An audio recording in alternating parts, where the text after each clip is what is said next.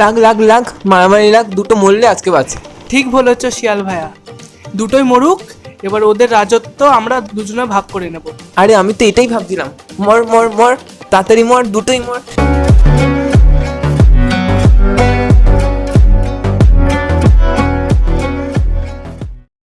একটা জঙ্গল এবং একটা গ্রাম ছিল, তার মাঝে একটা নদী বইতো। সেই নদীর জল খুব মিষ্টি ছিল, তাই সেই জঙ্গলের সমস্ত পশু পাখিরা সেই নদীর জলে জল খেতে আসতো। সেই জঙ্গলটা আবার দুটো ভাগে ভাগ করা ছিল। একটা ভাগের রাজা ছিল বাঘ এবং অন্য ভাগটা রাজা ছিল ভাল্লুক। একদিন বাঘ ও ভাল্লুক দুজনেই একই সময় সেই নদীতে জল খেতে এলো। তারা একে অপরকে সামনাসামনি দেখেই রাগে একবারে হয়ে উঠলো অগ্নিশর্মা। ডোরা কাটা পশু, তুই তুই আমার এলাকায় কি করছিস আবার? ওই ভাল্লুক চানা, নিজেকে বেশি বড় ভাবছিস নাকি? দেখবি একটা থাবড়া মারবো, এখন নদীর ওপারে পড়বি। মানুষের পাড়ে গিয়ে পড়লে না, দেখবি তখন মানুষ তোকে কেমন কেটে খায়। কি এত বড় সাহস তোর? তুই আমার ডেরায় ঢুকে আমাকেই চমকাচ্ছিস? জানিস আমি কে? কে আবার তুই? একটা পুচকে ভাল্লুক, তোকে আজ ছাড়বো না, আজ তোর পা হাত পা ভাঙবো। এই, তুই আবার বেশি বকছিস, দেখবি এক্ষুনি এক লাথি মেরে জলের মধ্যে ফেলে দেবো কিন্তু।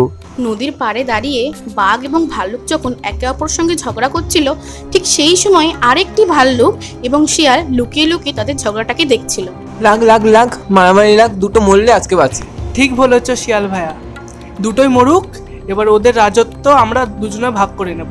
আরে আমি তো এটাই ভাবছিলাম, মর মর মর, তাড়াতাড়ি মর, দুটোই মর। শিয়াল আর ভাল্লুক এইসব দেখে একটা শয়তানি বুদ্ধি খাটালো। তারা ঠিক করলো, ওরা যদি এই ঝগড়াতে মারা যায় তাহলে ওরা দুজনের যে রাজত্বটা আছে তারা দুজনে সেটা নিজেদের মধ্যে ভাগ করে নেয়। আর ওইদিকে নদীর পাড়ে থাকা সেই বাঘ আর ভাল্লুকের মধ্যে লেগে গেল মহাযুদ্ধ।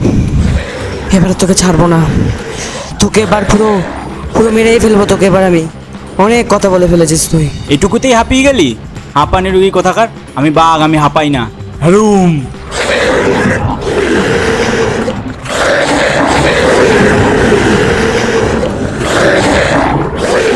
দুজনের মধ্যে এমন মারামারি শুরু হলো যে দুজনের শরীর থেকে রক্ত পড়তে শুরু করে দিল। একবার এ ওর উপর লাফিয়ে পড়ে তো আরেকবার ও ওর উপর লাফিয়ে পড়ে। মারামারি করতে করতে এর মধ্যেই হঠাৎ করে ওদের দুজনের খেয়াল পড়লো ওই দূরে দাঁড়িয়ে থাকা শিয়াল এবং ভাল্লুকের কথোপকথনের উপর। এই তো বুঝলি ভাল্লুক ভাই, এই তো দুজনেই মরে যাবে আর একটু সময়। ঠিকই বলেছো, বোকাগুলো নিজেদের মধ্যে মারামারি করে মরে যা। হেই, ওরা ওরা কি বলছে নিজেদের মধ্যে এগুলো? তাই তো ওরা আমাদের তো মৃত্যু কামনা করছে আর বলছে আমাদের এলাকা নাকি ওরা নিয়ে নেবে। ভাল্লুক ভাই, আমরা কি বোকা গো? আমরা নিজেদের মধ্যে মারামারি করে অন্যের লাভ করে দিচ্ছি। তাই তো দেখছি। হ্যাঁ, ওই শিয়াল আমার চেলা হয়ে এতদিন ছিল আর এখন আমার মৃত্যু কামনা করে নিজেই রাজা হতে চাইছে।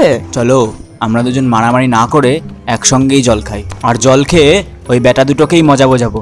হ্যাঁ চলো, আজকে ওদেরকে মজাই দেখাবো, কেমন মজা ওরা দেখতে পারে। বাঘ এবং ভাল্লুক একে অপরের ভুল বুঝতে পারলো এবং তারা মারামারি শেষ করে দিল এবং তারপর তারা ওই নদীর জল একসাথে খেলো।